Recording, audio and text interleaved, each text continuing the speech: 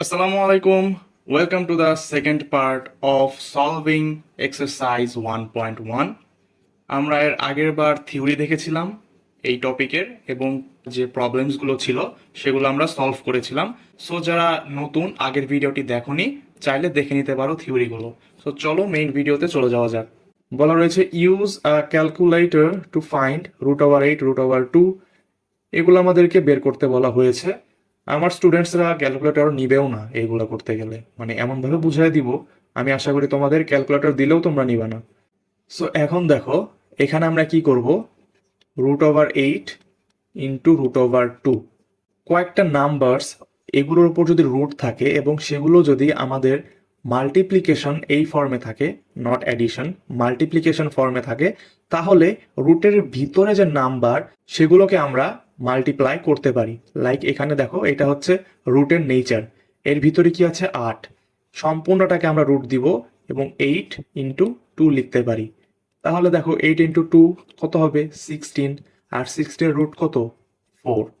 ঠিক আছে, তারপরে দেখো √3 ইন্টু √12। সেম আমরা যে কনসেপ্ট ইউজ করলাম এখানেও সেটা ইউজ করব 2 নাম্বারে, √3 ইন্টু √12। রুটের ভিতরে যে নাম্বারগুলো আছে সেগুলোকে একটা রুটের মধ্যে এনে মাল্টিপ্লাই করে দিব। তাহলে কি হবে √36, and we know the answer of √36 is 6. ওকে, বাকি দুইটা হচ্ছে তোমাদের HW, এগুলো তোমরা আমাকে জানাবা। ঠিক আছে, তারপরে দেখো বিতে কি বলা হয়েছে, what do you notice about your answers. দেখো আমরা এখান থেকে কি বুঝতে পারতেছি বলতো, এই দুইটাই কিন্তু √8 √2 দেন √3 √12, এই নাম্বারসগুলো প্রতিটাই কিন্তু কি সার্ট, তাই না? তোমরা যদি ভালোভাবে লক্ষ্য করে থাকবে প্রতিটাই কিন্তু সার্ট। √8 এর অ্যান্সার কিন্তু কোনো ন্যাচারাল নাম্বার না, √2 এরও অ্যান্সার কোনো ন্যাচারাল নাম্বার না। সেম থিংস গোস ফর √3 √12, এই সবগুলোই হচ্ছে সার্ট। দুইটা সার্টকে আমরা যখন গুণ করতেছি আমরা যে অ্যান্সারটা পাচ্ছি সেটা কিন্তু ন্যাচারাল নাম্বার পাচ্ছি। অর্থাৎ এই দুইটা গুণ করার ফলে আমরা যে নাম্বারটা পাচ্ছি লাইক √16 or √36, এইটা কিন্তু আর সার্ট থাকতেছে না। বুঝতে পারতেছো? এটাই হচ্ছে নোটিস করার ব্যাপারটা। Find another multiplication similar to the multiplications in part A. এখন আমরা নিজের মতো দুইটা সার্ট নিব। √7 কিন্তু একটা সার্ট নাম্বার, আমি এইটাই গুণ করলাম এইটার সাথে, √7 ইন্টু √7। তাহলে দেখো কত আসতেছে √49, যেহেতু 7 ইন্টু 7 49, তাহলে অ্যান্সারটা 7।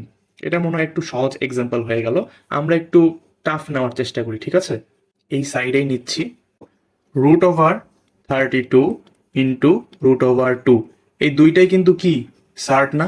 এখন এই দুইটা আমরা যদি আগের কনসেপ্ট অনুযায়ী নেই, 32 ইন্টু 2 কত আসবে 64, আর √64 কি 8। ঠিক আছে না? আমরা কিন্তু সিমিলার একটা এক্সাম্পল দিয়ে দিলাম। আরেকবার কি বলেছে ডিতে, find similar multiplications using cube roots instead of square roots. Okay, এতক্ষণ যে ব্যাপারগুলো আমরা রুটের সাহায্যে দেখতেছিলাম এখন আমরা সেগুলো কিউব রুটের মাধ্যমে দেখব। সেম জিনিসটা আমি এখানে করি, 8 এর উপরে রুট কিউব দিয়ে দিলাম, 2 এর উপরেও কিউব রুট দিয়ে দিলাম। এখন দেখো আমরা দেখেছিলাম যে রুট ওভারের মধ্যে নাম্বারগুলোকে আমরা গুণ করে দিতে পারছি, কিউব রুটের মধ্যেও আমরা সেম কাজটা করতে পারবো, কিন্তু এটা একটু ডিফারেন্টলি করি। দেখো কিউব রুটকে আমরা কি শিখেছিলাম, কিভাবে লিখতে পারি, 8⁻1/3, 2 কেও সেম ভাবে লিখলাম 1/3। এখন কি করব, এই 8কে আমরা কিন্তু 2 এর উপরে কিউব এই আকারে লিখতে পারি না, বা 2 কিউব আকারে লিখতে পারি না। 2 কিউব লিখলাম, 2 কিউব মানে কিন্তু 8, আর উপরে পাওয়ার কত ছিল 1/3, এইটার সাথে। এখন দেখো 3 আর 3 কাটা চলে গেল, কি থাকে তাহলে 2 ইন্টু 2⁻1/3। ঠিক আছে, এটার পাওয়ার কত 1 না? আর আমাদের বেস যখন সেম হয় আমরা পাওয়ারগুলো অ্যাড করতে পারি, 1/3। তাহলে 2 এখানে 3 আর ওপরে আসতেছে হচ্ছে 4। এইটাই হচ্ছে আমাদের অ্যান্সার। ওকে, এটাকে আমরা অন্যভাবেও করতে পারতাম, একটু আগে যে কনসেপ্টটা দেখলাম দেখো অন্যভাবে কিভাবে করতে পারতাম। এই রুট কিউবের মধ্যে বা কিউব রুটের মধ্যে 8 ইন্টু 2 করলে আমাদের কত আসে 16, আর এখন যেহেতু সেমভাবে আমরা লিখব 1/3। 16কে আমরা কিভাবে লিখতে পারি? 2^4, এটা হচ্ছে আমাদের 16, ঠিক আছে? 2^4 এটা আমাদের 16, আর উপরে 1/3 ছিল। তো এখন দেখো পাওয়ারগুলো মাল্টিপ্লাই হয়ে যাবে, তাহলে কি আসবে? 2^4/3 সেম আসলো, তাই না? এটা কিন্তু শর্টকাটে করলাম, তোমাদেরকে দুইভাবেই দেখালাম। তোমরা যদি বুঝে বুঝে এভাবে করো সেটাও হবে, অথবা এইভাবেও করতে পারো ডিরেক্টলি। সো আমাদের এই পার্টটা সলভ করা শেষ, এখন আমরা পরের কোশ্চেনে চলে যাব। So number 7, without using a calculator show that. So calculator use করতে বললেও আমি বিশ্বাস করি আমার স্টুডেন্টসরা ক্যালকুলেটর ছাড়াই এটা করতে পারবে। So let's solve it.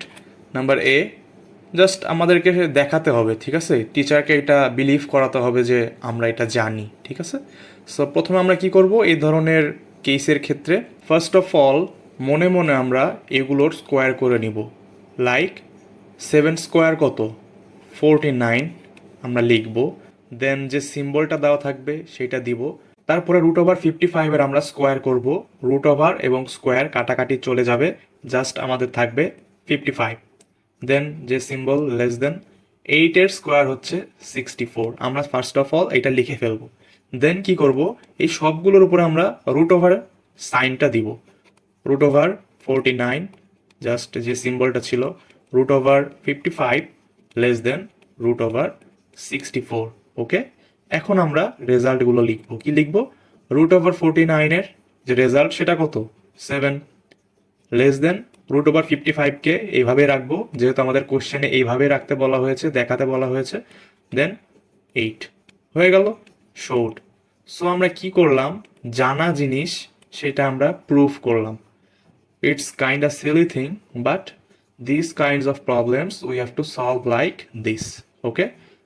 Then B is your HW. 8. Let's solve 8. 8a, they said, without using a calculator, find an irrational number between 4 and 5, 12 and 13. So আমি B নাম্বারটা করাচ্ছি। আমাদেরকে 12 এবং 13 এর মধ্যে যে ইরেশনাল নাম্বারগুলো রয়েছে সেগুলো বের করতে বলা হয়েছে। সো দেখো 12 এর যে স্কোয়ার সেটা কত? 12 এর যে স্কোয়ার সেটা হচ্ছে আমাদের 144, আর আমাদের যে 13 এর স্কোয়ার সেটা কত? 169। সো এই ধরনের প্রবলেমসগুলোর ক্ষেত্রে আমরা কি লিখব? প্রথমে লিখব হচ্ছে √144। √144 মানে কি? 12। আর এখানে আমাদের বলা রয়েছে √169, ঠিক আছে? এই দুইটার মধ্যে যে কোনো সংখ্যা হতে পারে। বলা রয়েছে কি? ফাইন্ড এন, মানে একটা বের করলে হচ্ছে। 144 আর 169 এর মধ্যে যে সংখ্যাগুলো রয়েছে এই সবগুলোই কিন্তু আমাদের ইররেশনাল নাম্বার। আমরা যে কোনো একটা লিখে দিলে হচ্ছে। আমরা √145 লিখতে পারি, আর কি কি লিখতে পারি দেখো, √146, দেন √147, এই সবগুলোই কিন্তু আমাদের 12 এবং 13 এর মধ্যে ইররেশনাল নাম্বার। তুমি ক্যালকুলেটরে এগুলো দিয়ে দেখবা, 12-র চাইতে বড় হবে আর 13-র চাইতে ছোট হবে। 13-র চাইতে ওই নাম্বারটা ছোট হবে, 12 থেকে 13-র মধ্যেই হবে। তুমি এটা বুঝতেই পারতেছো, ঠিক আছে? So easy concept, I hope you get it. আর এ নাম্বারটা হচ্ছে তোমার কি? HW। আমাকে কমেন্ট বক্সে যে কোনো একটা সংখ্যা লিখে কমেন্ট করবে। Then number 9, without using a calculator estimate √190 to the nearest integer and √3 of 190 to the nearest integer. So এইসব প্রবলেমসের ক্ষেত্রে আমাদের যদি 1 থেকে তোমার মিনিমাম 15 পর্যন্ত এটার স্কোয়ার মনে থাকে তাহলে ইজি হয়।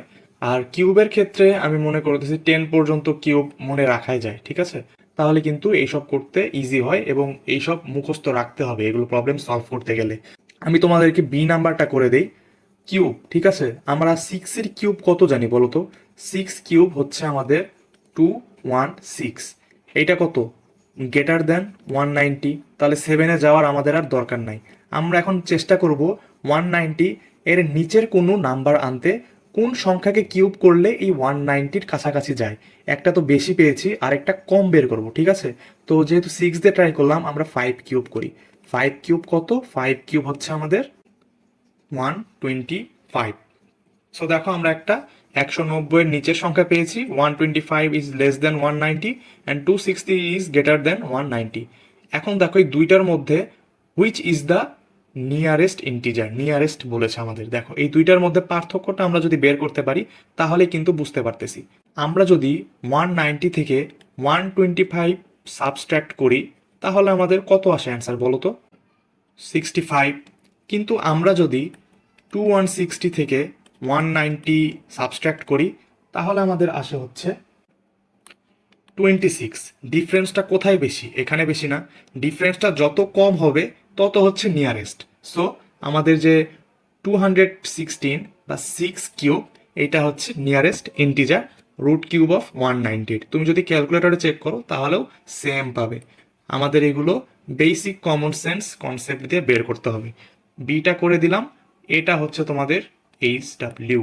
নাম্বার 10-এ আসি। নাম্বার 10-এর এর আমি 2 নাম্বারটা করিয়ে দিচ্ছি। সো এখানে কি বলা রয়েছে? √3+1 ইন্টু √3-1। এটা আমরা কি বলা রয়েছে? ইউজ আ ক্যালকুলেটর। যেহেতু ক্যালকুলেটর ইউজ করতে বলা হয়েছে, আমরা যেন এটা কি করব? ম্যাথমেটিক্যাল উপায়ে যাব, আমরা ফর্মুলা ইউজ করব না। আমরা দেখো √3-কে যদি এ ধরি, 1-কে যদি বি ধরি, এটা কিসের সূত্র? a+b into a-b। সেটা আমাদের a² মাইনাস b² এর ফর্মুলা, ঠিক আছে? এখন দেখো আমরা যদি এই উপায়ে যাব না, যেহেতু ক্যালকুলেটর ইউজ করতে বলা হয়েছে এতে, আমরা কি করব? মাল্টিপ্লাই করে দিব। √3 ইন্টু √3 কত আসবে? 3। √3 ইন্টু -1, সো এটা হবে -√3। দেন 1 into √3, again it's √3, 1 into -1 is -1, so here √3 cancel out and 3 minus 1 it's 2. Okay, so similarly you guys will solve 1 and 3. These are your HW. Then B, continue the pattern of the multiplications in part A. Same ভাবে যেহেতু এখানে বলা রয়েছে √2, √3, তারপর √4 গেছে, তুমি কি লিখবা? সেম এক্সাম্পল দিবা, √5 প্লাস 1 ইন্টু √5 মাইনাস 1, যে কোনো কিছু দিতে পারো। সিতে কি বলেছে দেখো, generalize the results to find √n+1 into √n-1 where n is a positive integer. এখন দেখো সি এর ক্ষেত্রে আমরা কি করব? সেম এখানে কি বলা হয়েছে? √n+1 into √n-1। তখন তো আমরা যেহেতু ক্যালকুলেটর ইউজ করতে বলা হয়েছিল সেজন্য আমরা ফর্মুলা ইউজ করিনি। এবার আমরা এই ফর্মুলাটা ইউজ করব। ফর্মুলাটা ইউজ করলে কি হবে? √n² minus 1²।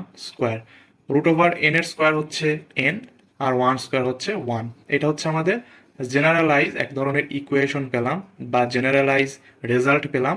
এখানে এনটা হচ্ছে আমাদের পজিটিভ ইন্টিজার। এখন এটা আমরা হচ্ছে ডি নাম্বারে চেক করব। কিভাবে চেক করব? এখানে সাপোজ ধরলাম আমি যেহেতু 2 নাম্বারটা সলভ করেছিলাম, এইটা এখানে ধরে নিচ্ছি। এখানে √3 ছিল আর এখানে √n, তাহলে আমাদের এনটা কত?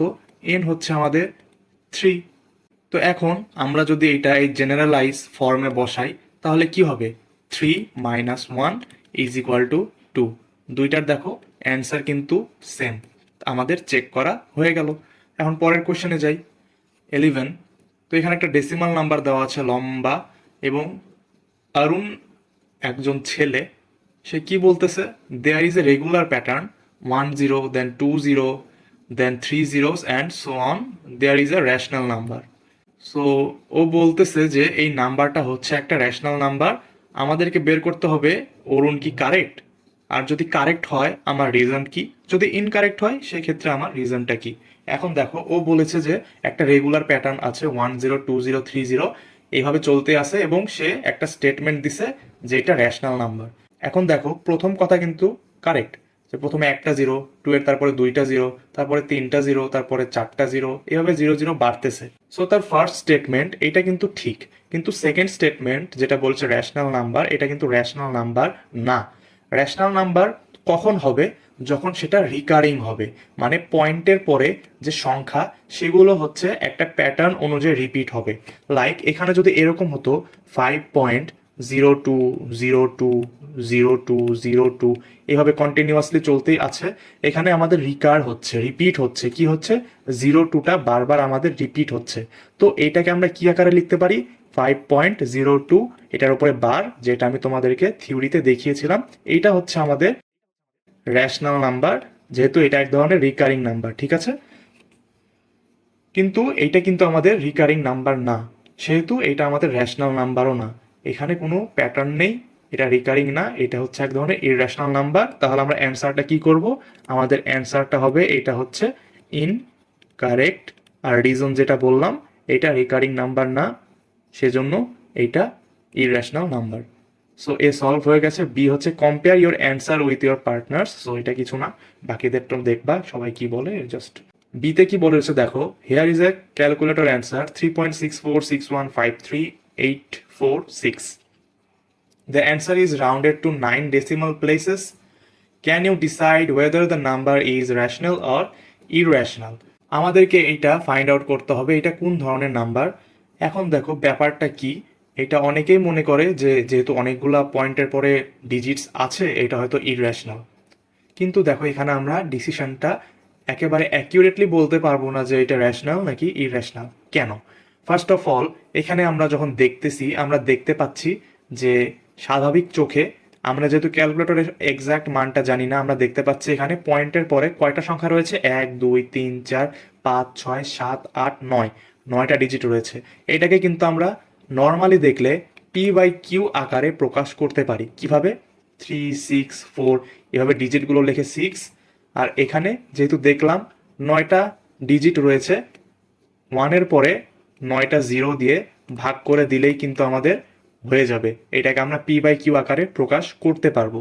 সেই হিসেবে আমরা এটাকে রেশনাল নাম্বার বলতে পারি, যেহেতু এটাকে আমরা p/q আকারে প্রকাশ করতে পারছি। আরেকভাবে রেশনাল নাম্বার বলতে পারি। কিভাবে? আমরা ঠিক জানি না এর পরের সংখ্যাগুলো কত। হতে পারে যে 4 6 এর পরে এই ডিজিটগুলো আবার শুরু হলো, লাইক 6 4 6 1 5 3 8 4 6, এই জায়গাটার পরে এই সেম জিনিসটা আবার রিপিট হলো। এই সেম জিনিসটা যদি আবার রিপিট হয় সেটাকে আমরা কি রিকারিং নাম্বারের আন্ডারে ফেলতে পারতেছি, যেহেতু বারবার রিপিট হচ্ছে 9টা ডিজিট পর পর।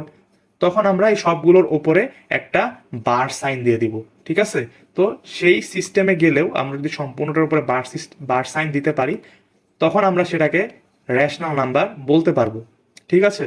তো আমরা এখনো বলতে পারতেছি না যে এটার পরেও আরো ডিজিট আছে কি নেই, এটাকে আমরা সেই হিসেবে রেশনাল নাম্বার বলতে পারি। এখন ইররেশনাল নাম্বার কিভাবে বলতে পারি? দেখো এখানে যেহেতু রিকারিং নেই, এরপরে যে কোনো ডিজিট থাকতে পারে। যে এরপরে দেখা যাচ্ছে 7 9 6 9 5, এরপরে আরো নাম্বার থাকতে পারে, আরো ডিজিট থাকতে পারে। সেটাকে কিন্তু আর p/q আকারে আমরা এক্সপ্রেস করতে পারবো না। যেহেতু আমরা p/q আকারে এক্সপ্রেস করতে পারতেছি না, সেটা আমাদের টার্মিনেটিং নাম্বার না, টার্মিনেটিং নাম্বারও আমরা বলতে পারবো না। সো সেগুলোকে আমরা ইররেশনাল নাম্বার এইভাবে বলতে পারি। সো আমরা এটাকে রেশনাল ইররেশনাল যে কোনো কিছুই বলতে পারি, যেহেতু এক্স্যাক্টলি আমরা জানি না এই নাম্বারটা ক্যালকুলেটরে দেখতে কি রকম ছিল। তোমাদেরকে যে একটু আগে বললাম এরকমও হয় কিনা যে ভাই 9টা ডিজিটের পরে তারপরে আবার সেম প্যাটার্নে সেম সংখ্যাগুলো রিপিট হচ্ছে, তোমরা 1/17 এটা ক্যালকুলেটরে দিয়ে দেখো। তোমাদেরকে আমি এখানে লাইভ দেখাই, তাহলে তোমাদের ব্যাপারটা আরো ক্লিয়ার হবে। 1/17 দেখো এখানে কি আসতেছে, 0.05882352941176470। এইটার পরে দেখো আবার কিন্তু সেম ভাবে শুরু হয়েছে 588235229। দেখো সেম ডিজিট কিন্তু এখানেও, এই 0 পর থেকে এখানেও সেম ডিজিট। বুঝতে পারতেছো? দেখো 7 0 পর্যন্ত, তারপরে আবার শুরু থেকে শুরু হয়েছে, যে 0.05 ছিল না, এই যে 05 0588, এখানেও দেখো 0588। দেখো সবগুলো মিলে যাচ্ছে 47 পর্যন্ত।